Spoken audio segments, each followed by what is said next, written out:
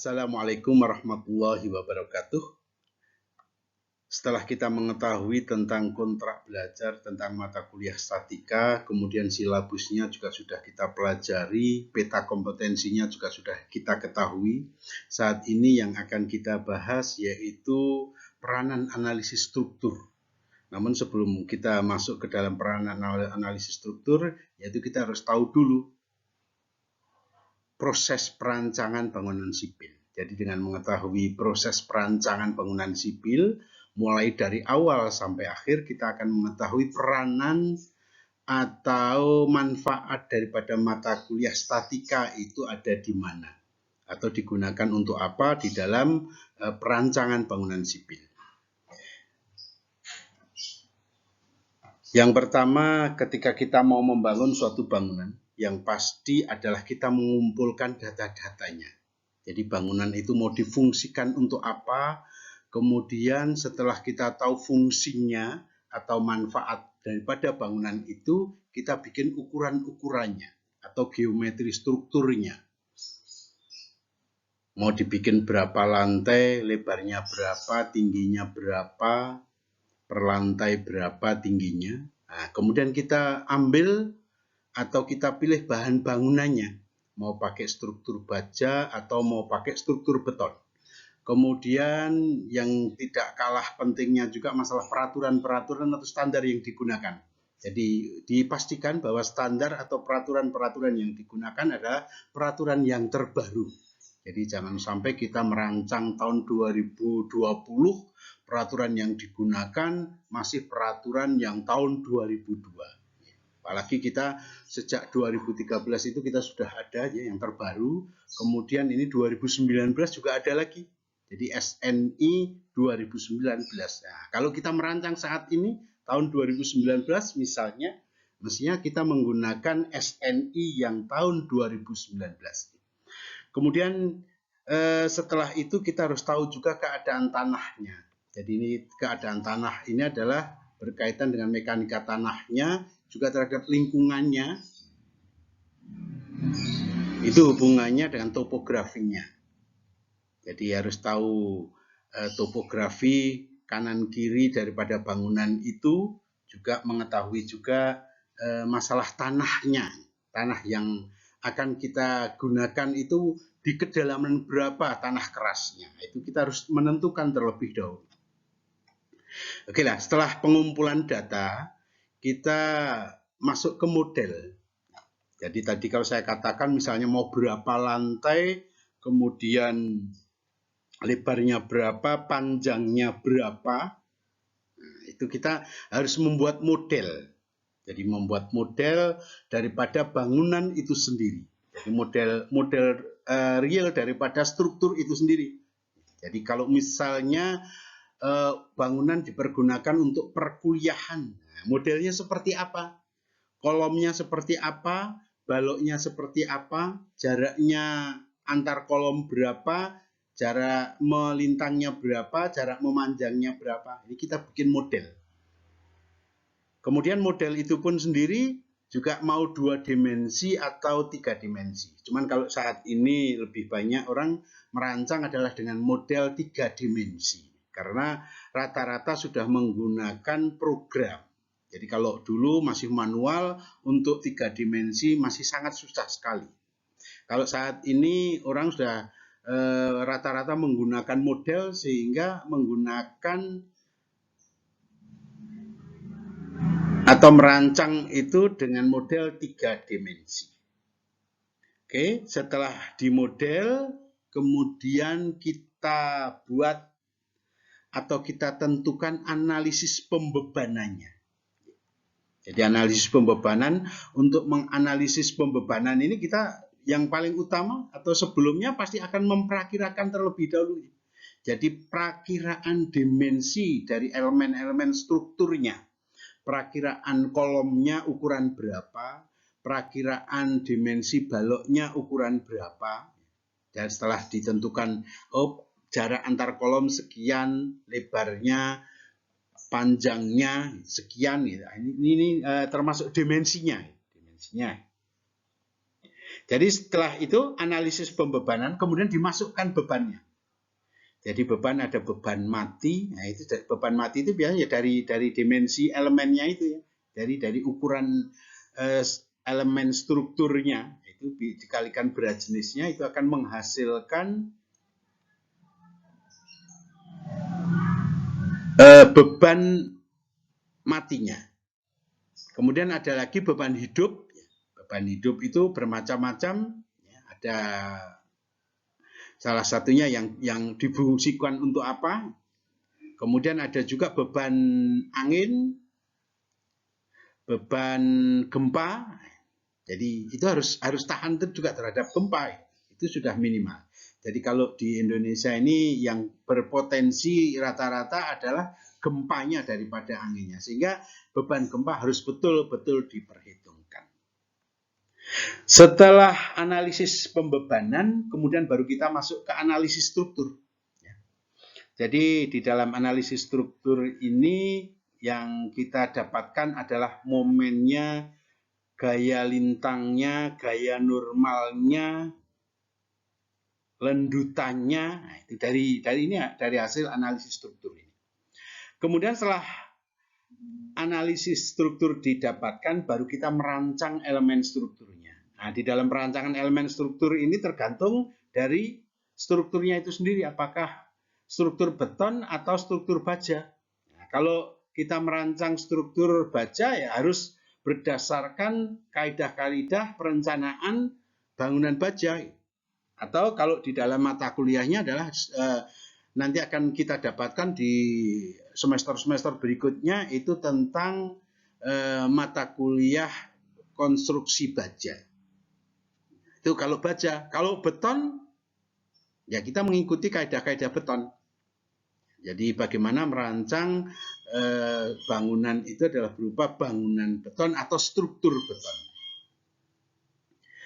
Kemudian setelah bangunan itu kita rancang, misalnya itu struktur beton, kemudian berarti kan sudah kita dapatkan dimensinya. Jadi dimensinya tadi di model ini ya. Jadi di model atau di perakiraan. Jadi ada di perakiraan, di analisis pembebanan ini ada perakiraan dimensi. Ada perakiraan dimensi, ada kemudian dari sini, dari perakiraan dimensi ini kita dapatkan tulangannya. Nah, tulangannya. Jadi setelah tulangannya dapat, dimensinya didapat, kemudian kita kontrol. Nah, ini. Jadi sifatnya kontrol kapasitas, kontrol tegangan pada elemen-elemen strukturnya. Juga kontrol lendutan. Jadi biasanya ada kontrol kapasitas ini, bisa kapasitas momen, gaya normal, gaya lintang, itu ada, atau tegangan ya, termasuk tegangan. Ini ada kontrol. Nah, kalau di sini tidak masuk, maka kita masuk ke sini lagi. Jadi di analisis pembebanannya. Jadi perakiraan dimensinya. Itu kalau tidak masuk berarti perakiraan dimensinya ini dibesarkan. Kalau terlalu besar, bisa juga kontrol kapasitasnya ternyata ini terlalu besar gitu ya. Terlalu besar. Kita tidak menginginkan gitu ya. Tidak menginginkan kontrolnya ini terlalu besar. Yang diizinkan misalnya 4 mili ternyata ini hanya 0,0001 misalnya gitu ya. Udah berarti itu perakiraan dimensi kita yang terlalu besar. Sehingga di sini harus dikecilkan. Jadi tidak boleh kita menggunakan dimensi yang terlalu besar. Nah, ini makanya ini kembali ke sini lagi. Kemudian dianalisis struktur, kemudian dirancang lagi gitu ya. Kemudian dikontrol lagi. Kalau kontrol ini pun masih tidak masuk atau terlalu besar, ini kita balik lagi ke sini lagi. Jadi ini berulang-ulang, berkali-kali. Jadi mengalami siklus yang berkali-kali gitu ya untuk melaksanakan mulai dari perakiraan dimensi, analisis struktur, kemudian perancangan elemen sampai dengan kontrol berkali-kali. Nah, setelah itu baru digambar.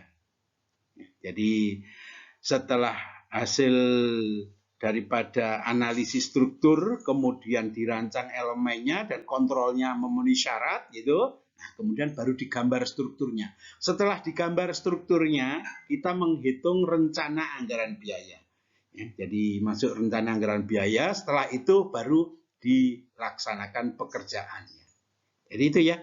Jadi ini proses perancangan bangunan sipil. Jadi mulai dari awal sampai dengan akhir. Nah, kemudian ini analisis struktur.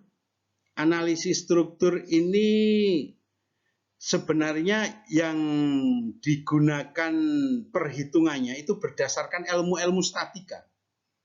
Sehingga ini statika adalah letaknya ada di sini, di analisis struktur ini. Jadi statika itu letaknya ada di analisis struktur. Jadi di analisis struktur. Kalau mata kuliah yang lain, misalnya seperti ada geomatika, nah itu geomatika itu ada di sini.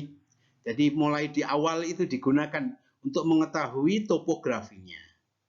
Kemudian mekanika tanah itu untuk mengetahui keadaan tanahnya. Jadi di awal-awal bahan bangunan, teknologi bangunan itu digunakan untuk menentukan ini bahan bangunannya atau mengetahui bahan bangunnya. Kemudian di model ini tidak ada mata kuliah, analisis pembabanan juga tidak ada mata kuliah, baru analisis struktur. Jadi analisis struktur ini ada mata kuliahnya, analisis struktur ini adalah didasarkan dari statika. Jadi kalau analisis struktur pengen lulus, ya statikanya harus lulus. Kalau statika nggak mengetahui, tidak mungkin analisis struktur ini akan tahu atau bisa menghitungnya. Kecuali menggunakan program. Nah, biasanya kalau orang bisa ahli program itu tanpa mengetahui analisis struktur, kadang-kadang sudah bisa menghitungnya. Nah, kemudian baru perancangan elemen struktur. Nah, ini ada nanti mata kuliahnya ada di mata kuliah baja dan beton. Jadi konstruksi baja, konstruksi beton ini ada di perancangan elemen struktur ini. Kemudian masuk ke mata kuliah yang ini kontrol kapasitas, ini mekanika bahan. Ini ada di ini posisi kontrol kapasitas dan tegangan. Ini adalah di mekanika bahan. Kemudian masuk ke gambar struktur. Nah, ini ada gambar struktur ya. Ada gambar teknik, nah, itu masuk ke di sini kita di mata kuliahnya kita sudah dapatkan di semester 1 ini juga gambar teknik ke semester 1 atau semester 2 ada gambar teknik. Kemudian setelah itu nanti ada rencana anggaran biaya. Nah, setelah digambar dengan detail gitu kemudian direncanakan anggaran biayanya. Nah, setelah itu kita masuk ke pelaksanaan pekerjaan struktur. Jadi ini pelaksanaan pekerjaan struktur ini sebenarnya lebih banyak ke manajemen konstruksinya. Makanya di mata kuliah kita di akhir-akhir semester itu kita dibekali dengan manajemen konstruksi ini harapannya adalah agar bisa melaksanakan pekerjaan struktur.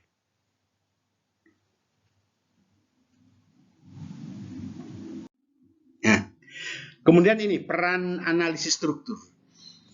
Analisis struktur bukan merupakan tahapan akhir dalam proses perancangan. Ya, jadi ya, tadi kita sudah tahu bahwa analisis struktur ini bukan yang terakhir, gitu ya. Analisis struktur ini bukan yang terakhir di dalam proses perancangan, tapi masih ada mata kuliah yang lain yang mendasari atau yang harus kita pelajari sehingga kita bisa melaksanakan struktur. Jadi bisa dilihat di atas tadi ya. Di atas lagi dari proses perancangan itu. Jadi menunjukkan bahwa analisis struktur bukan merupakan tahapan akhir dalam proses perancangan. Kemudian analisis struktur ini juga hanya merupakan alat saja. Alat yang digunakan untuk mendukung proses perancangan. Jadi sebelum kita merancang dengan struktur baja, struktur beton, kita harus mendapatkan yang namanya momen, gaya normal, gaya lintang, nah itu dari analisis struktur. Dan analisis struktur ini sekali lagi saya katakan bahwa ini dasar-dasarnya adalah dari statika. Kemudian tujuan utama dari analisis struktur adalah untuk membantu perancangan struktur dalam membuat keputusan-keputusan penting dalam proses perancangan. Nah, ya, jadi itu ini tujuan dari analisis struktur. Sedangkan analisis struktur sendiri adalah merupakan kelanjutan dari mata kuliah statika. Hasil dari suatu analisis struktur pada sebuah struktur akibat beban-beban yang bekerja padanya adalah respon struktur tersebut. Jadi respon di sini yang dimaksud adalah ada perubahan posisi elemen-elemen atau bentuk konfigurasi struktur, kemudian ada gaya-gaya internal pada elemen struktur. Jadi ada gaya aksial, gaya normal, momen lentur, momen torsi, dan lendutan, gitu.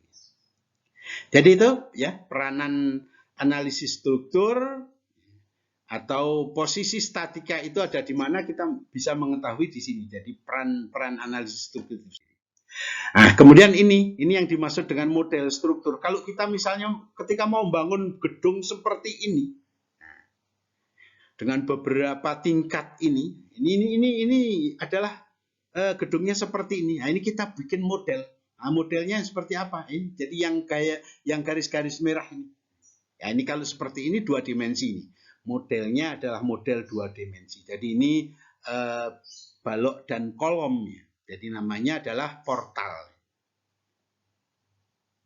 Ini balok dan kolom, terdiri dari balok dan kolom 2 dimensi kalau yang merah ini saja. Model yang lain